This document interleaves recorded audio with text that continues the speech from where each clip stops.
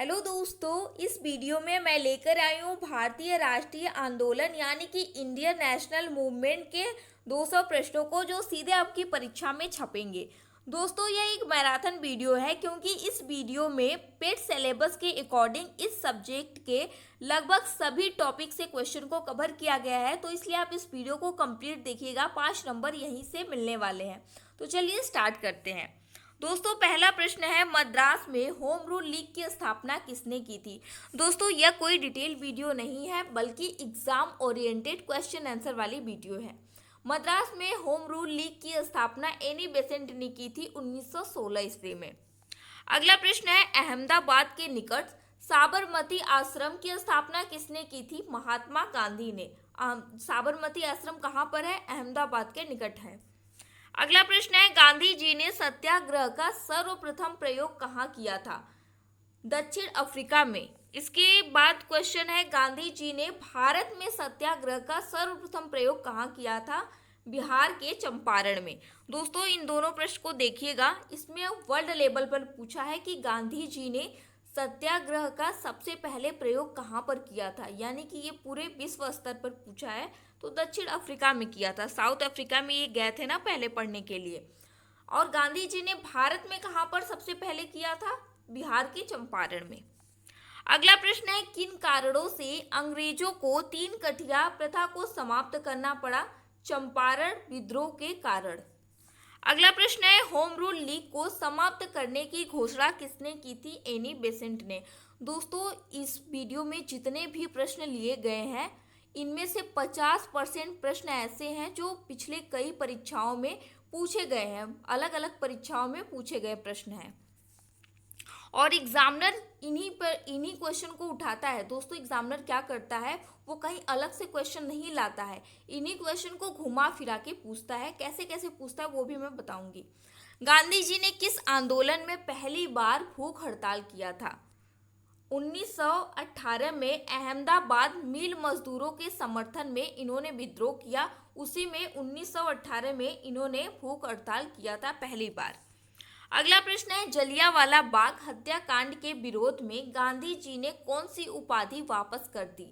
केसरे हिंद की उपाधि गांधी जी को मिली थी अंग्रेजों द्वारा। जलियांवाला बाग हत्याकांड के बाद इन्होंने इस उपाधि को वापस कर दिया। अगला प्रश्न है, भारत में सबसे पहले आने वाले और सबसे बाद में जाने वाले यूरोपियन कौन थे। वे थे पुर्तगाली। ये सबसे पहले आए थे और सबसे लास्ट में गए। पहले विधि आयोग का गठन किसकी अध्यक्षता में किया गया।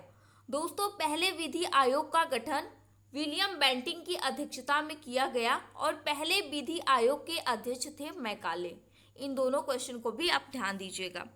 अगला प्रश्न है, प्रेस के मुक्तिदाता के रूप में किसे जाना जाता है। मेटकॉफ को। अगला प्रश्न है, किस गवर्नर जनरल को समाचार पत्र का मुक्तिदाता कहा जाता है। मेटकॉफ को। दोस्तों, इन दोनों क्वेश्चन को अलग अलग एग्जामों में पूछा गया है और घुमा फिरा के पूछा गया है, लेकिन इन दोनों का जवाब एक ही है। देखिए, इसमें पूछा गया है प्रेस के मुक्तिदाता के रूप में किसे जाना जाता है, और यहाँ पर पूछा गया है कि किस गवर्नर जनरल को समाचार पत्र का मुक्तिदाता कहा जाता है। क्वेश्चन वही रहता है, बस थोड़ा सा उसको एग्जामिनर घुमा देता है। अगला प्रश्न है, किसे भारत में अंग्रेजी शिक्षा का मैग्ना कार्टा कहा जाता है। वुड डिस्पैच को। अगला प्रश्न है, काला कानून किसे कहा जाता है। दोस्तों, 1919 के रोलेट एक्ट को काला कानून भी कहा जाता है।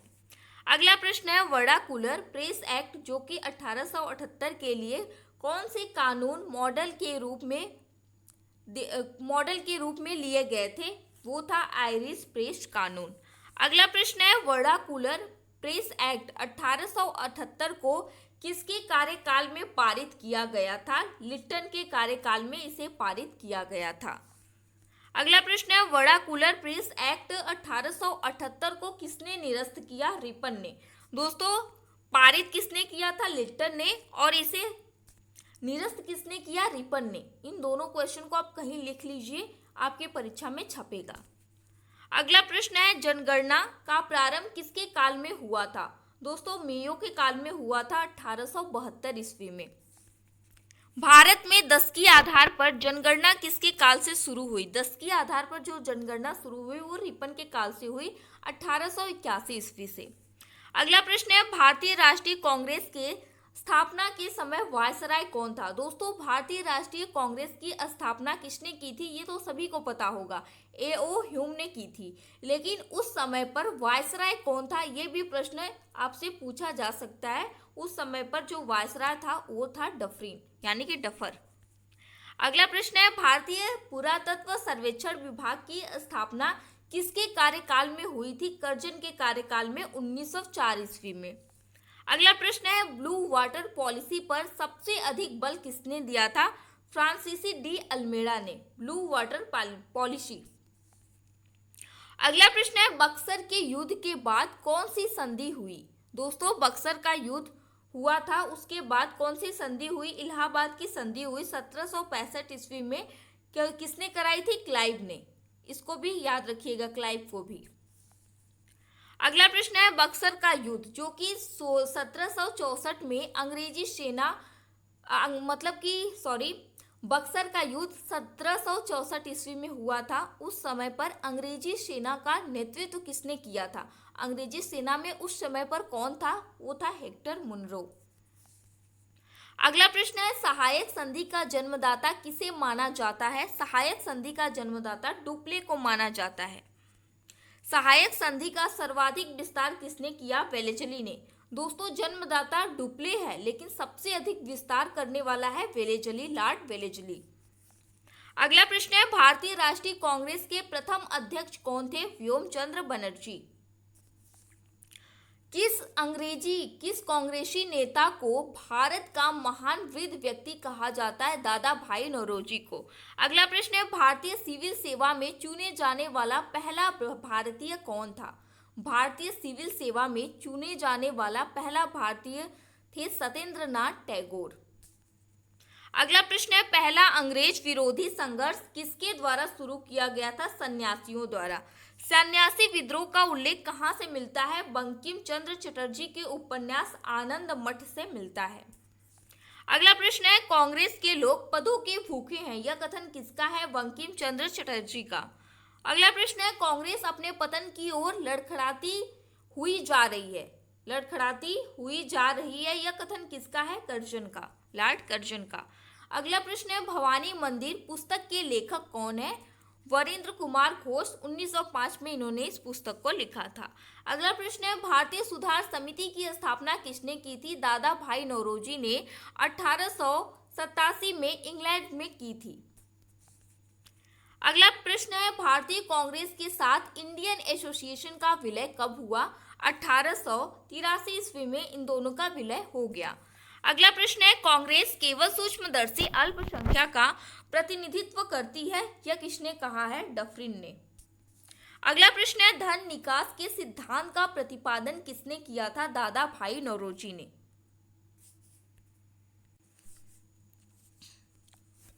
अगला प्रश्न है, आमार सोनार बांग्ला नामक प्रसिद्ध गीत किसने लिखा है? रविंद्रनाथ ठाकुर ने। दोस्तों, मॉडर्न हिस्ट्री का पूरा निचोड़ है, इसलिए आप लोगों से फिर से रिक्वेस्ट कर रही हूँ कि आप लोग इस वीडियो को पूरा देखिएगा।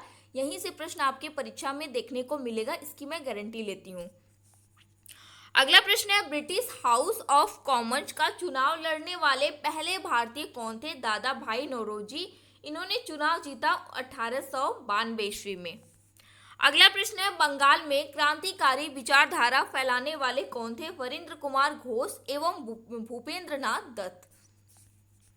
अगला प्रश्न है, युगांतर नामक समाचार पत्र का प्रकाशन किसके द्वारा किया गया? वरिंद्र कुमार घोष और भूपेंद्र नाथ दत्त के द्वारा किया गया था युगांतर का प्रकाशन। अगला प्रश्न है, अभिनव भारत नामक संस्था के संस्थापक कौन थे? विनायक दामोदर सावरकर। 1904 में इन्होंने स्थापना की थी। अगला प्रश्न है, इंडियन होम रूल सोसाइटी की स्थापना 1905 में किसने की थी? श्याम जी कृष्ण वर्मा। इन्होंने लंदन में इसकी स्थापना की थी। अगला प्रश्न है, बाल गंगाधर तिलक को भारतीय असंतोष का जनक किसने कहा था? या फिर किसने कहा था कि तिलक भारतीय अशांति के जनक हैं? दोस्तों, ये सिविल सर्विस 2013 का प्रश्न है। दोस्तों देखिए, इन दोनों प्रश्नों को पूछने का तरीका एग्जामिनर के, ये दोनों प्रश्न एक ही हैं, इन दोनों का जो उत्तर है वो भी एक ही है, लेकिन प्रश्न को एग्जामिनर ने कैसे घुमाया है वो देखिए।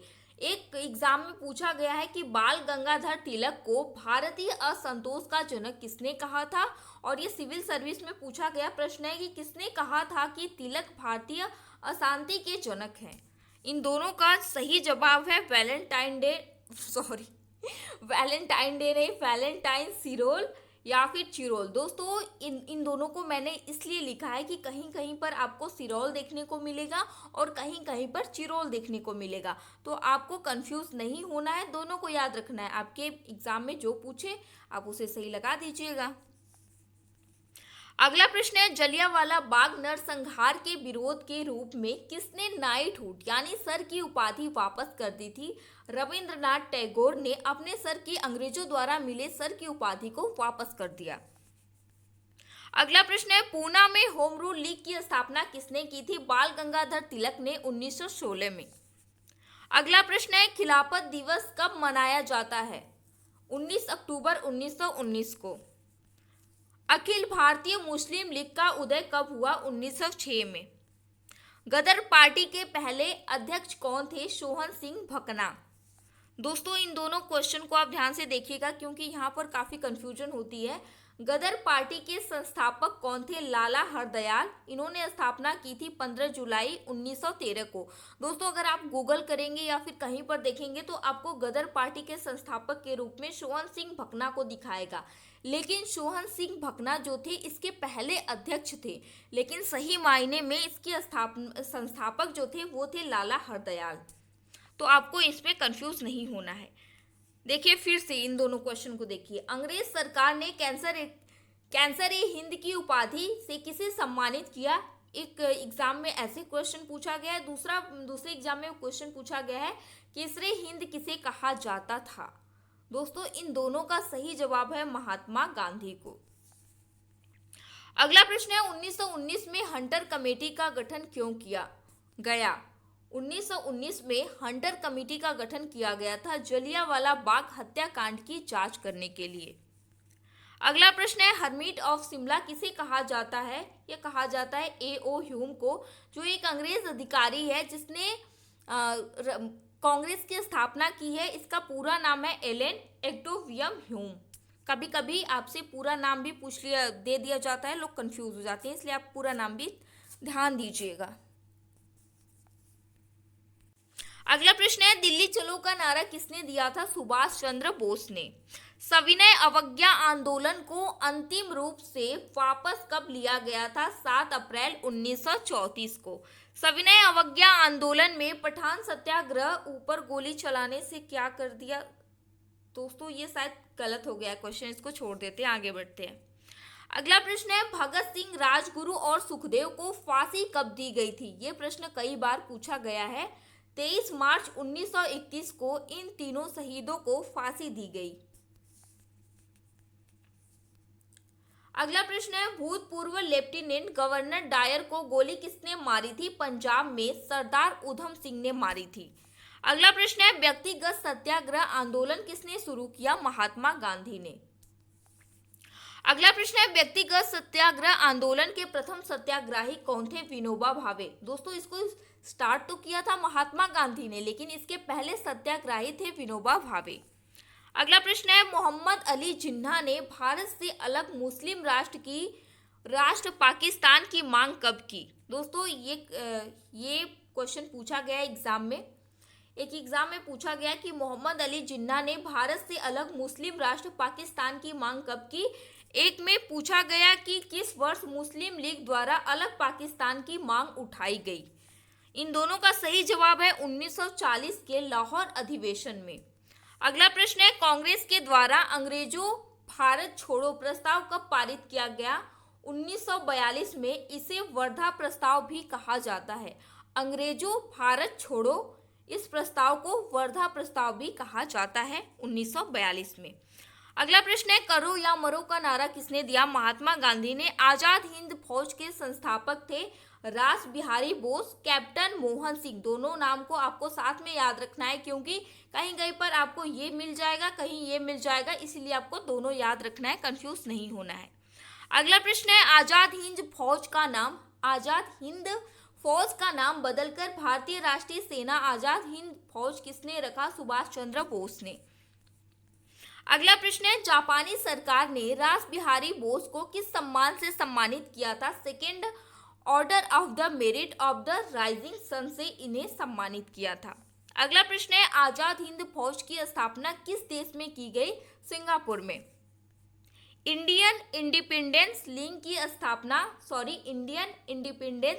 स्थापना किसके द्वारा की गई? रास बिहारी बोस द्वारा 1928 में की गई। इंडियन इंडिपेंडेंस लीग के आजाद हिंद फौज में विलय के बाद इस फौज का सर्वोच्च सेनापति किसे बनाया गया? सुभाष चंद्र बोस को। आजाद हिंद फौज को कितनी ब्रिगेड में बांटा गया था? 4 ब्रिगेड में बांटा गया था। पहला सुभाष ब्रिगेड, दूसरा था गांधी ब्रिगेड, तीसरा था नेहरू ब्रिगेड और चौथा महिलाओं का ब्रिगेड था। महिलाओं के ब्रिगेड का नाम क्या था? लक्ष्मीबाई रेजिमेंट। आजाद हिंद फौज के झंडे पर किसका चिन्ह अंकित था? दौड़ते हुए शेर का। अगला प्रश्न है, 1908 में बाल गंगाधर तिलक को कितने वर्ष की जेल हुई थी? 6 वर्ष की जेल हुई थी। दोस्तों, ये प्रश्न सभी परीक्षाओं में पूछे जाते हैं। आपके लगभग सभी परीक्षाओं में, आपका एसएससी हो, टीचिंग एग्जाम हो, यूपीएससी हो, एसआई का हो, मतलब कोई भी एग्जाम हो, सभी एग्जाम में पूछे जाते हैं। तो अगर आप किसी भी एग्जाम की तैयारी करते हैं ना, आप इस वीडियो को कंप्लीट देख लीजिएगा। मैं गारंटी देती हूँ कि आप एक भी प्रश्न छोड़ के नहीं आएंगे इस टॉपिक से। अगला प्रश्न है, बिहार बंगाल से अलग कब हुआ? 1912 में। अगला प्रश्न है, राजनीति स्वतंत्रता की प्राणवायु है, यह कथन किसका है? अरविंद घोष का। अगला प्रश्न है, मुजफ्फरपुर में किंग फोर्ड की हत्या का प्रयास कब हुआ? 1908 में। कांग्रेस और मुस्लिम लीग के बीच समझौता किसने कराया था? एनी बेसेंट ने। कांग्रेस और मुस्लिम लीग के बीच समझौता कराने वाली कौन थी? एनी बेसेंट थी। अलीपुर बम कांड में अरविंद घोष का बचाव किस वकील ने किया? सीआर दास ने। मोहम्मद अली जिन्ना को हिंदू मुस्लिम एकता का दूत किसने कहा था? सरोजनी नायडू ने। अगला प्रश्न है, भारत में गर्म दली आंदोलन का जनक किसे माना जाता है? बाल गंगाधर तिलक को। इसमें कौन कौन से थे? लाल, बाल और पाल। किस भारतीय राष्ट्रीय आंदोलन का शीर्षक गीत वंदे मातरम था? स्वदेशी आंदोलन का जो शीर्षक गीत था वो था वंदे मातरम। गीता रहस्य नामक ग्रंथ किसके द्वारा लिखा गया है? बाल गंगाधर तिलक के द्वारा लिखा गया है। मुस्लिम लीग का प्रथम अध्यक्ष कौन था? आंगा खां। जलियांवाला बाग हत्याकांड के फलस्वरूप किसने ब्रिटिश सरकार से प्राप्त सर की उपाधि लौटा दी? रविंद्रनाथ टैगोर ने। स्वराज पार्टी की स्थापना चित्तरंजन दास एवं मोतीलाल नेहरू ने साथ में मिलकर की थी। किसकी स्थापना? स्वराज पार्टी की। स्वराज पार्टी की स्थापना कहां पर की गई? इलाहाबाद में। महात्मा गांधी कांग्रेस के किस एकमात्र अधिवेशन में अध्यक्ष थे? बेलगांव अधिवेशन। बेलगांव अधिवेशन कर्नाटक में हुआ था। इसी अधिवेशन में, सिर्फ एकमात्र अधिवेशन में गांधी जी अध्यक्ष थे। कांग्रेस का कौन सा अधिवेशन गांव में आयोजित होने वाला पहला अधिवेशन था? फैजपुर अधिवेशन। अगला प्रश्न है, हिंदुस्तान रिपब्लिकन एसोसिएशन की स्थापना किसने की थी? सचिंद्र सान्याल ने 1924 में। भगत सिंह ने हिंदुस्तान एसोसिएशन का नाम बदलकर क्या रखा? Hindustan socialist Republican association. Punjab Kesari किसे कहा जाता है? लाला लाजपत राय को। मेवाड़ भील आंदोलन का नेता कौन था? मोतीलाल तेजावत। अगला प्रश्न है, काकोरी कांड, काकोरी ट्रेन डकैती कब हुई थी? 9 अगस्त 1925 में। दोस्तों, ये डेट सीधे सीधे डेट आपसे परीक्षा में पूछ लेता है कि काकोरी ट्रेन डकैती की घटना कब घटी थी। काकोरी ट्रेन डकैती का नाम बदलकर क्या रखा गया? दोस्तों, ये करंट का क्वेश्चन है, इसीलिए इस क्वेश्चन को पूछे जाने की संभावना काफी प्रबल है। काकोरी ट्रेन एक्शन, उत्तर प्रदेश सरकार द्वारा इसका नाम चेंज कर दिया गया। और क्या उत्तर प्रदेश की सरकार सिर्फ नाम ही चेंज करती है, कांग्रेस ट्रेन एक्शन कर दिया गया, काकोरी ट्रेन एक्शन कर दिया गया काकोरी ट्रेन डकैती के नाम को बदलकर। काकोरी ट्रेन डकैती के समय भारत का वायसराय कौन था? दोस्तों ये वेरी वेरी मोस्ट इम्पोर्टेंट है, एक काफी अच्छा प्रश्न है, यानी कि काफी अप लेवल का क्वेश्चन है, क्योंकि ये आईएसपीसीएस के एग्जाम में पूछा जाता है। काकोरी ट्रेन डकैती के समय भारत का वायसराय था लॉर्ड रेडिंग। भारत का अंतिम गवर्नर जनरल और भारत का प्रथम वायसराय, ये दोनों लॉर्ड कैनिंग था, ये एक ही व्यक्ति था, कैनिंग। भारत में मारा जाने वाला एकमात्र वायसराय कौन था? दोस्तों भारत में मारा जाने वाला एकमात्र जो वायसराय था वो था मेयो, जिसने जनगणना की शुरुआत की थी। जलियांवाला बाग नरसंहार के समय वायसराय कौन था? James Ford. दोस्तों इसको भी ध्यान में रखिएगा, ये भी काफी महत्वपूर्ण है। अगला प्रश्न है, महिलाओं के लिए पत्रिका जिसका नाम है बामा बोधनी के संस्थापक कौन थे, के संपादक कौन थे? उमेश चंद्र दत्त। अगला प्रश्न है, पहले भारतीय क्रांतिकारी मुसलमान कौन था? पहला भारतीय क्रांतिकारी मुसलमान कौन था जो देश की स्वतंत्रता के लिए फांसी पर चढ़ गया? वो था अशफाक उल्लाह खां। दांडी पहुंचकर गांधी जी ने नमक कानून कब तोड़ा? 6 अप्रैल 1930 को। साइमन कमीशन, इसका गठन हुआ 1927 में, इसका भारत में आगमन हुआ 1928 में। इसे अन्य किस नाम से जाना जाता है? व्हाइट मैन कमीशन के नाम से भी जाना जाता है। साइमन कमीशन के विरोध प्रदर्शन करते समय पुलिस की लाठी से किसकी मृत्यु हो गई? वो थे लाला लाजपत राय। अगला प्रश्न है, कांग्रेस के किस अधिवेशन में पूर्ण स्वराज की मांग की गई? 1929 के लाहौर अधिवेशन में अध्यक्ष थे जवाहरलाल नेहरू। अगला प्रश्न है, मार्च 1930 को गांधी ने अपने कितने समर्थकों के साथ साबरमती से दांडी के लिए प्रस्थान किया? 78। दोस्तों ये आईएएस के एग्जाम में पूछा गया प्रश्न है। गांधी इरविन समझौता कब हुआ था? 5 मार्च 1931 को। गांधी इरविन समझौता को अन्य किस नाम से जाना जाता है? दिल्ली समझौता के नाम से भी इसे जाना जाता है। सुभाष चंद्र बोस ने गांधी जी के नमक सत्याग्रह की तुलना किससे की है? नेपोलियन की एल्बा से पेरिस की यात्रा से। तीनों गोलमेज सम्मेलन के समय इंग्लैंड के प्रधानमंत्री कौन थे? James Ramsay McDonald. लंदन में आयोजित तीनों गोलमेज सम्मेलन में कौन सा भारतीय शामिल था? दोस्तों 3 गोलमेज सम्मेलन हुआ था लंदन में, और तीनों में भारत से डॉक्टर भीमराव अंबेडकर, जो आपके संविधान के जन्मदाता हैं, ये शामिल थे। महात्मा गांधी को सर्वप्रथम महात्मा किसने कहा था? रविंद्रनाथ टैगोर ने। महात्मा गांधी को सर्वप्रथम राष्ट्रपिता किसने कहा? सुभाष चंद्र बोस ने। वल्लभ भाई पटेल को सरदार की उपाधि किस आंदोलन के दौरान प्राप्त हुई? दोस्तों अभी ये प्रश्न तो अभी रिसेंटली जो आपका ग्रुप डी का पेपर हुआ है ना, रेलवे ग्रुप डी का, उसमें पूछा गया था कि वल्लभ भाई पटेल को सरदार की उपाधि किस आंदोलन के दौरान प्राप्त हुई थी? बारदौली सत्याग्रह के दौरान। वल्लभ भाई पटेल को सरदार की उपाधि किसने दी थी? महात्मा गांधी ने और बारदौली की औरतों ने, यानी महिलाओं ने। सुभाष चंद्र बोस को सर्वप्रथम नेताजी किसने कहा? एडोल्फ हिटलर ने। सुभाष चंद्र बोस के राजनीतिक गुरु कौन थे? चित्तरंजन दास। गांधी जी के राजनीतिक गुरु कौन थे? गोपाल कृष्ण गोखले। गोपाल कृष्ण गोखले के आध्यात्मिक एवं राजनीतिक गुरु कौन थे? एमजी रनाडे। इन तीनों को आपको सीक्वेंस में याद रखना है। भारत का विस्मार्क किसे कहा जाता है? सरदार वल्लभ भाई पटेल को। अखिल भारतीय हरिजन संघ की स्थापना किसने की थी? महात्मा गांधी ने। महात्मा गांधी को अर्धनग्न फकीर किसने कहा था? चर्चिल ने। दोस्तों महात्मा गांधी पर और सुभाष चंद्र बोस पर मैं एक वीडियो सेपरेट लेकर आऊंगी, छोटा छोटा वीडियो रहेगा जिसमें उन दोनों लोगों से संबंधित जितने भी प्रश्न हैं वो सभी रहेंगे जो आपकी परीक्षा में देखने को मिलेंगे, वो भी वीडियो आप जरूर देखिएगा। भारतीय राष्ट्रीय युवा दिवस किनके जन्मदिन के उपलक्ष्य में मनाया जाता है? स्वामी विवेकानंद के जन्म दिवस के उपलक्ष्य में हर साल 12 जनवरी को यह मनाया जाता है। यंग बंगाल आंदोलन का प्रवर्तक कौन था? William Derozio.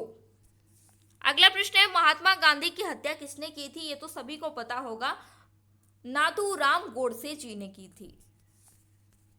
कांग्रेस ने किसकी अध्यक्षता में भारत छोड़ो प्रस्ताव पारित किया था? मौलाना अबुल कलाम आजाद।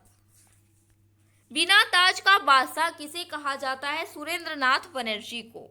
बिना अपील, बिना वकील तथा बिना दलील का कानून किसे कहा गया? 1919 के रोलेट एक्ट को, जिसे काला कानून भी कहते हैं।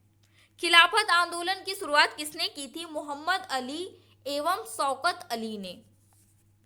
पाकिस्तान शब्द का जन्मदाता किसे माना जाता है? चौधरी रहमत अली को।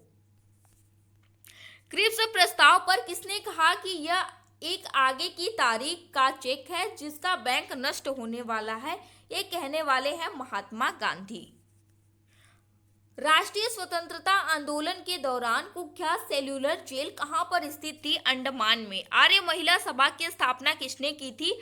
पंडिता रमाबाई ने। भारत में आजादी का पहला जश्न कहां मनाया गया? दोस्तों वेरी वेरी मोस्ट इंपॉर्टेंट है, भारत में आजादी का पहला जश्न जो है वो कलकत्ता में मनाया गया था। कलकत्ता में, इस समय कोलकाता है, पहले ये कलकत्ता था। अगला प्रश्न है, भारत व पाकिस्तान के बीच विभाजन किस योजना के तहत हुआ? माउंटबेटन योजना के तहत हुआ था। अगला प्रश्न है, इंडिया फॉर इंडियंस नामक पुस्तक के लेखक कौन है? चित्तरंजन दास।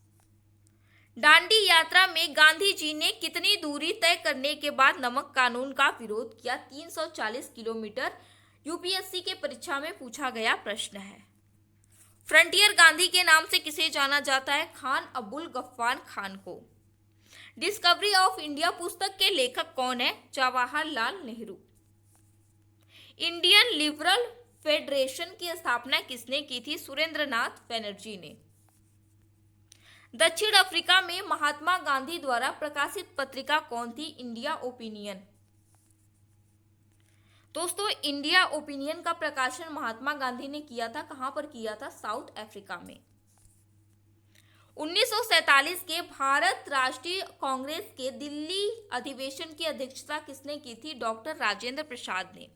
चौरा चोरी कांड किस स्थान पर हुआ? गोरखपुर उत्तर प्रदेश में, जिसके अभी फरवरी में 100 साल पूरे हो गए, इसलिए आप इसे ध्यान रखिएगा, यहाँ से प्रश्न पूछा जा सकता है। भारत एवं पाकिस्तान के बीच सीमा रेखा का विभाजन किसने किया था? सर सीरियल रेडक्लिफ ने। इसीलिए भारत और पाकिस्तान के बीच की सीमा रेखा को रेडक्लिफ नाम से जाना जाता है। पूना समझौता किस वर्ग से संबंधित था? दलित वर्ग से संबंधित था।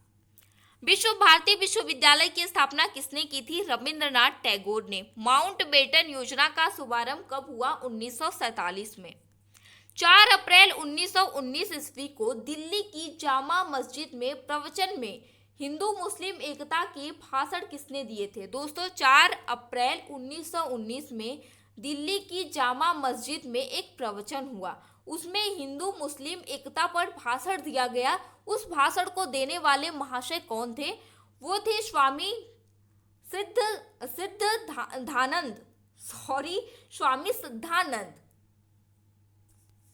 दोस्तों कभी कभी होता है ना कि क्वेश्चन जैसे बोलने में ना जुबान थोड़ी सी लड़खड़ा जाती है, ऐसा थोड़ा सा उटपटांग नाम रहता है तो बोलने में लड़खड़ा जाती है।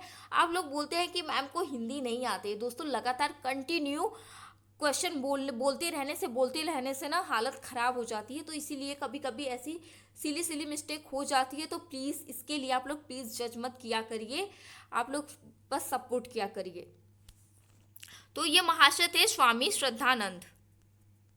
अगला प्रश्न है, 1946 में गठित अंतरिम सरकार के कैबिनेट की अध्यक्षता किसने की थी? जवाहरलाल नेहरू ने। 1930 में भारत के स्वतंत्रता संग्राम के दौरान आयोजित चटगांव शस्त्रागार छापामारी के नेतृत्वकर्ता कौन थे? एक एग्जाम में ये प्रश्न पूछा गया, दूसरे में पूछा गया किसने प्रसिद्ध चटगांव शस्त्रागार पर हमले का आयोजन किया था? इन दोनों क्वेश्चन का आंसर है सूर्य सेन। ऐसे घुमा घुमा के प्रश्न पूछा जाता है। 1946 में बनी अंतरिम सरकार में राजेंद्र प्रसाद किस विभाग से संबंधित थे? खाद्य एवं कृषि विभाग था। किनका? राजेंद्र प्रसाद का। भारत में साइमन कमीशन के बहिष्कार का क्या कारण था? क्योंकि इसके सभी सदस्य अंग्रेज थे, भारतीयों को इसमें कोई जगह नहीं दिया गया था, इसीलिए भारतीयों ने इसका बहिष्कार कर दिया। अगला प्रश्न है, त्रिपुरी अधिवेशन संकट की समाप्ति के बाद कांग्रेस का अध्यक्ष किसे चुना गया? डॉक्टर राजेंद्र प्रसाद को। महात्मा गांधी की मृत्यु पर किसने कहा कि हमारे जीवन से प्रकाश चला गया? जवाहरलाल नेहरू ने यह कथन कहा था। स्वतंत्रता प्राप्ति के बाद भारतीय राष्ट्रीय कांग्रेस को समाप्त करने का सुझाव किसने दिया? महात्मा गांधी ने। जब भारत आजाद हो गया तब कांग्रेस, जो भारतीय राष्ट्रीय कांग्रेस था, उसको समाप्त करने का सुझाव गांधी जी ने दिया था। 1921 के कराची अधिवेशन में कांग्रेस के अध्यक्ष थे सरदार वल्लभ भाई पटेल। लैंड होल्डर सोसाइटी की स्थापना किसने की थी? द्वारिकानाथ टैगोर ने। सुभाष चंद्र बोस को जापान ने 1993 में अंडमान और निकोबार द्वीप को सौंप दिया। इसके बाद सुभाष चंद्र बोस जी ने इसका नामकरण किया और नाम रखा शहीद द्वीप और स्वराज द्वीप। इनका एक नारा है, तुम मुझे खून दो मैं तुम्हें आज़ादी दूंगा। यह नारा किसका है? सुभाष चंद्र बोस जी का एक चर्चित नारा है। सुभाष चंद्र बोस की मृत्यु कब और कैसे हुई? अगस्त 1945 को टोक्यो जाते समय। टोक्यो कहाँ पर है? जापान का शहर है टोक्यो। किस द्वीप का नाम बदलकर नेताजी सुभाष चंद्र बोस के नाम पर रखा गया? रॉस द्वीप का। दोस्तों ये करंट का क्वेश्चन है, इसीलिए इंपॉर्टेंट है। भारतीय राष्ट्रीय कांग्रेस की प्रथम बैठक कहाँ पर हुई थी? बंबई में। भारतीय राष्ट्रीय कांग्रेस की पहली बैठक में कितने लोगों ने भाग लिया था? कितने प्रतिनिधि टोटल थे? 72।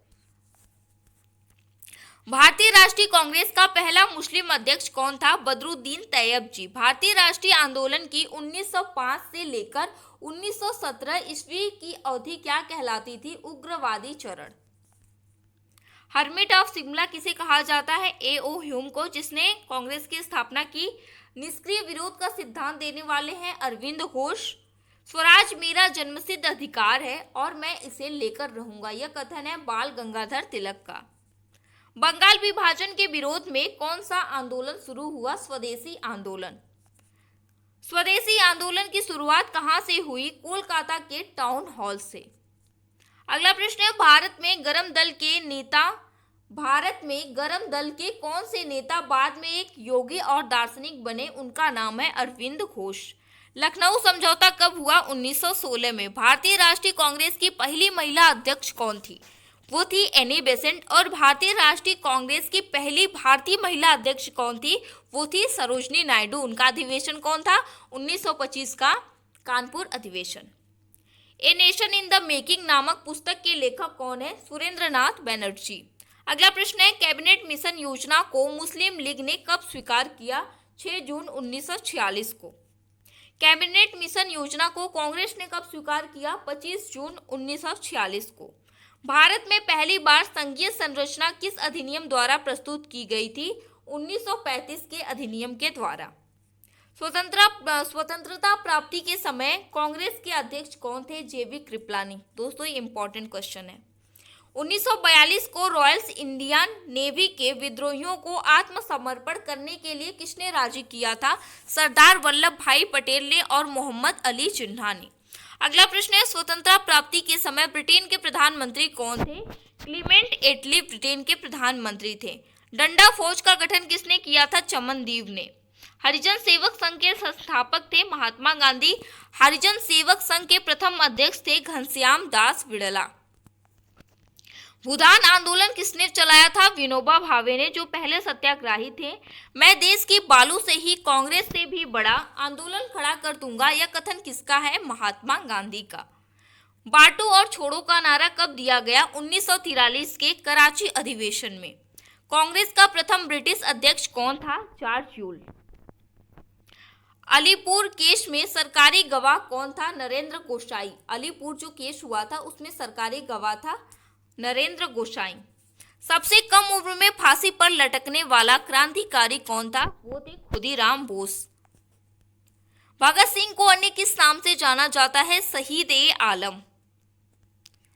भगत सिंह को फांसी की सजा सुनाने वाला न्यायाधीश कौन था? वो था जीसी हिल्टन। मैं एक क्रांतिकारी के रूप में कार्य करता हूं, यह कथन है जवाहरलाल नेहरू का। विश्व इतिहास की झलक के रचयिता भी हैं जवाहरलाल नेहरू। एक बुक है विश्व इतिहास की झलक, इसको लिखा है जवाहरलाल नेहरू ने। दोस्तों अब कुछ ऐसे प्रश्नों को हम देख लेते हैं जो कि एक आपका क्वेश्चन आंसर के फॉर्मेट में तो नहीं, एक पॉइंट के फॉर्मेट में है, जहां से आपकी परीक्षा में प्रश्न पूछे जा सकते हैं। इसको हम पॉइंट के रूप में देखेंगे। 1885 में 1858 के भारत शासन अधिनियम गवर्नमेंट ऑफ इंडिया एक्ट 1858 द्वारा भारतीय प्रशासन का नियंत्रण कंपनी से छीनकर ब्रिटिश राज मुकुट को सौंप दिया गया। प्रश्न पूछा जाएगा कि भारतीय प्रशासन का नियंत्रण कंपनी से छीनकर ब्रिटिश राज मुकुट को सौंप दिया गया किस समय हुआ था ये घटना? 1858 में। इंडियन काउंसिल एक्ट 1861 के द्वारा गवर्नर जनरल को अध्यादेश जारी करने की शक्ति प्रदान की गई। ये अध्यादेश अधिकाधिक 6 माह तक लागू रह सकते थे। दोस्तों इंडियन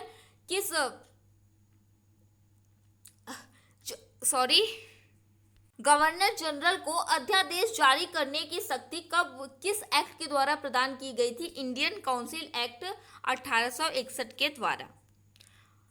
1861 के भारतीय परिषद अधिनियम द्वारा वायसराय की परिषद को कानून बनाने की शक्ति प्रदान की गई, जिसके तहत लॉर्ड कैनिंग ने विभागीय प्रणाली की शुरुआत की। अगला पॉइंट है भारतीय परिषद अधिनियम 1861 के द्वारा कानून बनाने के लिए वायसराय की कार्यकारी परिषद में न्यूनतम 6 और अधिकतम 12 अतिरिक्त सदस्यों की नियुक्ति से उसका विस्तार किया गया। वर्ष 1926 में भारत में एक लोक सेवा आयोग का गठन किया गया। बॉम्बे, मद्रास और कलकत्ता उच्च न्यायालयों की स्थापना ब्रिटिश संसद द्वारा पारित 1861 के भारतीय उच्च न्यायालय अधिनियम के तहत 1862 ईस्वी में की गई थी। मॉन्टेग्यू चेम्सफोर्ड की संतुति के आधार पर वर्ष 1922 से सिविल सेवा परीक्षा इंग्लैंड एवं भारत में एक साथ आयोजित की जाने लगी। पहले ये परीक्षा सिर्फ इंग्लैंड में आयोजित होती थी, लेकिन बाद में इसे इंग्लैंड और भारत दोनों में आयोजित किया जाने लगा। भारत में प्रांतों में द्वैत शासन का प्रारंभ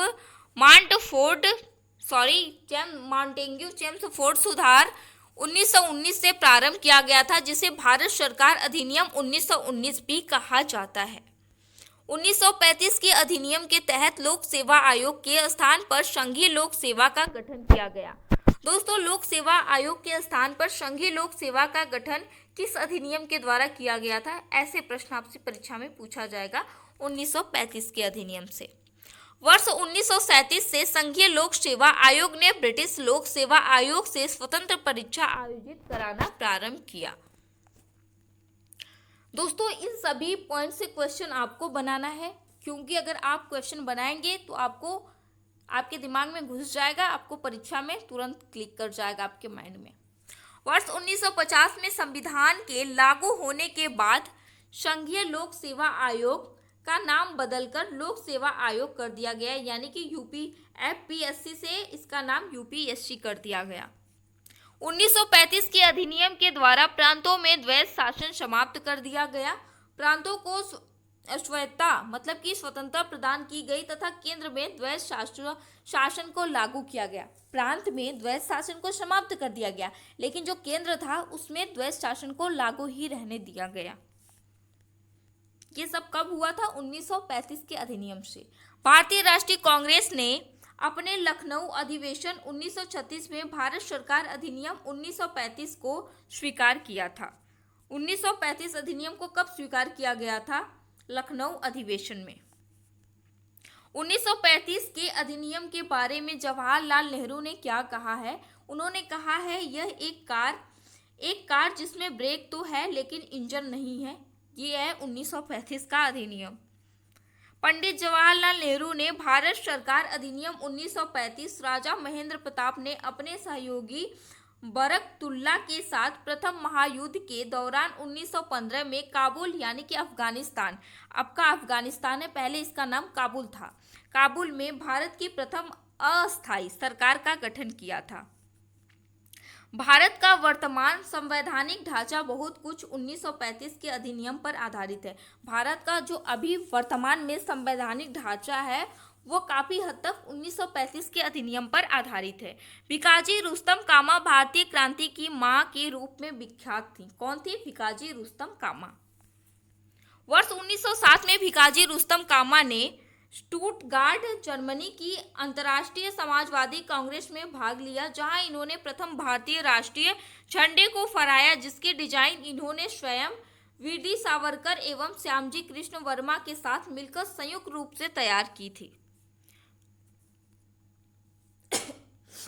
सॉरी। कामागाटा मारू कनाडा की यात्रा पर निकला एक जलपोत था। दोस्तों, पूछा जाता है कि ये कौन था? कामागाटा मारू कौन था? आपसे प्रश्न पूछा, बहुत लोगों को तो लगेगा, जिनको नहीं पता होगा उनको तो लगेगा ये किसी व्यक्ति का नाम होगा, लेकिन एक जलपोत का नाम था, जिसे प्रथम विश्व युद्ध के दौरान भारत के गुरदीप सिंह ने किराए पर लेकर उस पर 376 यात्रियों को बैठाकर जो कनाडा में बंदरगाह था, उसका नाम था वैंकूवर की ओर प्रस्थान किया था।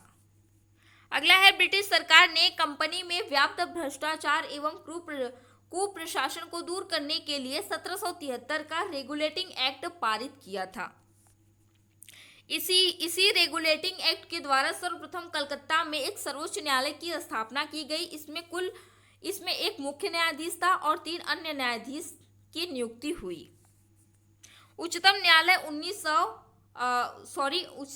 1774 ईस्वी में गठित किया गया। इसके जो मुख्य न्यायाधीश थे वो थे एलिजा इम्पे, और इसके जो 3 अन्य न्यायाधीश थे उनका क्या क्या नाम था? एक का नाम था चेम्बर्स, दूसरे का नाम था लिमेस्टर, तीसरे का नाम था हाइट। ये तीनों अन्य न्यायाधीश थे। 1786 अधिनियम के अनुसार विशेष अवस्था में गवर्नर जनरल को अपनी परिषद में निर्णयों को रद्द करने तथा अपने निर्णयों को लागू करने का अधिकार दिया गया था। कार्नवालिस जिला कलेक्टर को अधिक शक्तिशाली नहीं बनने देना चाहता था, अतः उसने शक्ति के पृथक्करण सिद्धांत को अपनाया, यानी कि शक्ति के विभाजन को अपनाया। 1813 के चार्टर एक्ट द्वारा भारत में शिक्षा पर 1 लाख रुपए वार्षिक खर्च करने का प्रावधान किया गया था। दोस्तों, भारत में शिक्षा पर 1 लाख रुपए वार्षिक खर्च करने का प्रावधान किस चार्टर एक्ट में दिया गया था? 1813 के चार्टर एक्ट में। ईस्ट इंडिया कंपनी ने भारतीय व्यापार के एकाधिकार को चाय एवं चीन के व्यापार के अतिरिक्त 1813 के चार्टर एक्ट द्वारा समाप्त कर दिया गया। मतलब कि सारे व्यापार को समाप्त कर दिया गया था, सिर्फ चाय और चीन को छोड़कर। चार्टर एक्ट 1833 द्वारा, ये देखिए ये क्या हो गया, 1833 द्वारा कंपनी के सभी वाणिज्यिक अधिकार समाप्त कर दिए गए तथा उसे भविष्य में केवल राजनीतिक कार्य ही करने थे। 1833 के अधिनियम द्वारा बंगाल का गवर्नर जनरल अब समूचे भारत का गवर्नर जनरल बन गया। दोस्तों, किस अधिनियम के तहत बंगाल का गवर्नर जनरल पूरे भारत का गवर्नर जनरल बन गया? वो था 1833 का अधिनियम। मैंने क्वेश्चन भी बता दिया कैसे पूछा जाएगा। 1833 के अधिनियम द्वारा कानून बनाने के लिए गवर्नर जनरल की परिषद में एक कानूनी सदस्य चौथे सदस्य के रूप में सम्मिलित किया गया। 1924 में युवा क्रांतिकारियों ने कानपुर में एक सम्मेलन बुलाया तथा हिंदुस्तान रिपब्लिकन एसोसिएशन नामक क्रांतिकारी संगठन की स्थापना की। हिंदुस्तान रिपब्लिकन एसोसिएशन 9 अगस्त 1925 को उत्तर रेलवे के लखनऊ सहारनपुर संभाग के काकोरी नामक स्थान पर 8 down Saharanpur Lucknow passenger train पर डकैती डालकर सरकारी खजाना लूटा था। यह घटना काकोरी कांड के नाम से प्रचलित हुई। वर्ष 1928 में चंद्रशेखर आजाद के नेतृत्व में दिल्ली के फिरोज शाह कोटला मैदान में हिंदुस्तान सोशलिस्ट रिपब्लिकन एसोसिएशन की स्थापना हुई। हिंदुस्तान सोशलिस्ट रिपब्लिकन एसोसिएशन के 2 सदस्य भगत सिंह तथा बटुकेश्वर दत्त ने 8 अप्रैल 1929 को केंद्रीय विधानसभा में बम फेंक दिया। मतलब कि केंद्रीय असेंबली में इन्होंने बम फेंक दिया। कौन कौन थे बम फेंकने वाले? भगत सिंह और बटुकेश्वर दत्त। 23 मार्च 1931 को भगत सिंह, राजगुरु और सुखदेव को फांसी की सजा दी गई। सुरेश सेन ने बंगाल में इंडियन रिपब्लिकन आर्मी की स्थापना की थी। लाहौर संयंत्र केस के अंतर्गत गिरफ्तार जतिन दास ने जेल में राजनीतिक बंदी का दर्जा प्राप्त करने के लिए, दोस्तों ये देखिए, लाहौर षड्यंत्र केस के अंतर्गत जतिन दास ने जेल में राजनीतिक बंदी का दर्जा प्राप्त करने के लिए भूख हड़ताल की और 64 दिन की भूख हड़ताल करने के बाद 13 सितंबर 1929 को इनकी मृत्यु हो गई। इन्होंने 64 दिन का भूख हड़ताल किया था। ये भी इम्पोर्टेंट है, ये भी आपसे प्रश्न पूछा जा सकता है कि इन्होंने कितने दिन का भूख हड़ताल किया था। दिसंबर 1931 में बंगाल की दो स्कूली छात्राओं शांति घोष और सुनिधि चौधरी ने एक जिलाधिकारी को गोली मारकर उसकी हत्या कर दी। फरवरी 1932 में वीना दास ने दीक्षांत समारोह में उपाधि ग्रहण करते समय बहुत नजदीक से गवर्नर जनरल पर गोली चलाई थी। बोलते बोलते गला सूख गया। भगत सिंह ने कहा था, आलोचना और स्वतंत्र चिंतन एक क्रांतिकारी की दो विशेषताएं हैं। फरवरी 1905 में लंदन में श्यामजी कृष्ण वर्मा ने इंडियन होम रूल सोसाइटी की स्थापना की, जिसे इंडिया हाउस के नाम से भी जाना जाता है। गुदर पार्टी, दोस्तों गुदर नहीं होगा, यहाँ पे गदर होगा, ये नहीं होगा। गदर पार्टी की स्थापना 21 अप्रैल 1913 को पराधीन भारत को अंग्रेजों से स्वतंत्र कराने के उद्देश्य से की गई थी। गदर पार्टी का मुख्यालय सैन फ्रांसिस्को अमेरिका में स्थित था। वर्ष 1939 में त्रिपुरी संकट के बाद कांग्रेस की अध्यक्षता से त्यागपत्र के पश्चात सुभाष चंद्र बोस ने फॉरवर्ड ब्लॉक की स्थापना की। संविधान सभा का प्रथम अधिवेशन 9 दिसंबर 1946 को हुआ। इसके अस्थायी सदस्य थे डॉक्टर सचिदानंद सिन्हा।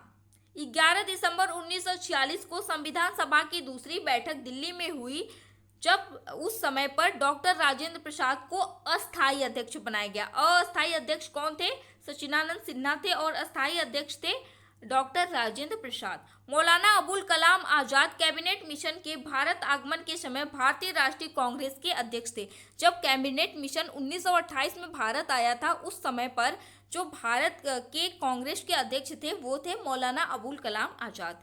24 अगस्त 1946 को पंडित जवाहरलाल नेहरू के नेतृत्व में भारत की पहली अंतरिम राष्ट्रीय सरकार की घोषणा तथा 2 सितंबर 1946 को इसका गठन हुआ, जिसमें प्रारंभ में मुस्लिम लीग की भागीदारी इसमें नहीं थी। कैबिनेट मिशन ने त्रिस्तरीय शासन व्यवस्था को सुझाया था। प्रश्न पूछा जाएगा कि कैबिनेट ने किन स्तरों पर शासन व्यवस्था को सुझाया था? त्रिस्तरीय। कैबिनेट मिशन योजना के अनुसार जुलाई 1946 में संविधान सभा के चुनाव हुए। कैबिनेट मिशन 24 मार्च 1946 को दिल्ली आया। इसके अध्यक्ष भारत मंत्री लॉर्ड पैथिक लॉरेंस थे तथा अन्य 2 सदस्य स्टैफोर्ड क्रिप्स तथा A.V. अलेक्जेंडर नौसेना मंत्री थे। वर्ष 1946 की अंतरिम सरकार में आसफ अली को रेल और परिवहन मंत्रालय सौंपा गया था। दोस्तों ये भी याद रखिएगा। लियाकत अली सहित लीग के 5 सदस्यों को 26 अक्टूबर 1946 को सरकार में मंत्री बनाया गया, जिसके कारण 3 अंग्रेजी सदस्य सैयद अली जहीर, शरत चंद्र बोस तथा सर शफात अहमद खां को हटाना पड़ा। 16 अगस्त 1946 की तिथि मुस्लिम लीग द्वारा सीधी कार्रवाई दिवस हेतु सुनिश्चित की गई। दोस्तों ये प्रश्न परीक्षा में पूछा गया है कि जो मुस्लिम लीग की सीधी कार्रवाई के लिए कौन सा दिवस है? 16 अगस्त। लॉर्ड माउंटबेटन योजना ने भारत विभाजन के लिए मोहम्मद अली जिन्ना को उत्तरदायी ठहराया था। 1 अगस्त 1923 में संपन्न बनारस हिंदू महासभा की अधिवेशन की अध्यक्षता पंडित मदन मोहन मालवीय द्वारा की गई थी। डॉक्टर पट्टाभी सीतारमैया प्रमुख राष्ट्रवादी तथा भारतीय राष्ट्रीय कांग्रेस के सहकारी इतिहासकार थे। ब्रिटिश युग में जीवी मावलंकर वर्ष 1946 से 14 अगस्त 1947 तक केंद्रीय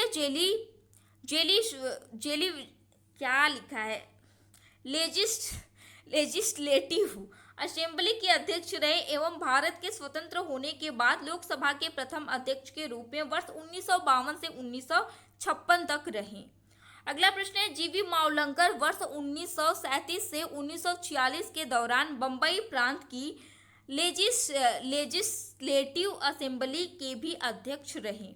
अगला प्रश्न है, वर्ष 1929 के मध्य भारत ने भारतीय श्रम पर एक राजकीय आयोजन की नियुक्ति की थी। वर्ष 1999 में कारगिल विवाद के दौरान, वर्ष 1999 कारगिल का युद्ध हुआ, इसके दौरान भारत ने पाकिस्तान के विरुद्ध सफल सैन्य कार्रवाई की थी, जिसे ऑपरेशन विजय के नाम से जाना जाता है। कांग्रेस के लिए समर्थन प्राप्त करने के उद्देश्य से जुलाई 1889 में लंदन में विलियम डिग्गी की अध्यक्षता में ब्रिटिश कमेटी ऑफ इंडिया की स्थापना की गई। भारतीय राष्ट्रीय कांग्रेस तथा मुस्लिम लीग दोनों ने वर्ष 1916 में लखनऊ अधिवेशन किया था। जनगण मन के हिंदी संस्करण को संविधान सभा ने भारत के राष्ट्रगान के रूप में 24 जनवरी 1950 को अपनाया। जनगण मन सर्वप्रथम सबसे पहले 27 दिसंबर 1911 को भारतीय राष्ट्रीय कांग्रेस के कलकत्ता अधिवेशन में गाया गया था। राष्ट्रीय गान का सर्वप्रथम प्रकाशन वर्ष 1912 में तत्वबोधिनी पत्रिका में भारत विधाता नामक शीर्षक से लिया गया था। वर्ष 1947 से 49 में सरोजनी नायडू उत्तर प्रदेश की राज्यपाल रही। वर्ष 1940 से 46 तक अबुल कलाम आजाद जो थे वो कांग्रेस के अध्यक्ष रहे। अलीपुर सेंट्रल जेल कोलकाता में स्थित है, इसकी स्थापना हुई थी 1910 में। हैदराबाद रियासत को सैनिक कार्यवाही के दौरान ऑपरेशन पोलो चलाया गया। दोस्तों, हैदराबाद के विलय के लिए ऑपरेशन पोलो चलाया गया। वर्ष 1938 में कांग्रेस के हरिपुरा अधिवेशन में सुभाष चंद्र बोस कांग्रेस में पहली बार अध्यक्ष निर्विरोध बने थे। दोस्तों, निर्विरोध थे। जयप्रकाश नारायण को लोकमान्य के नाम से भी जाना जाता है।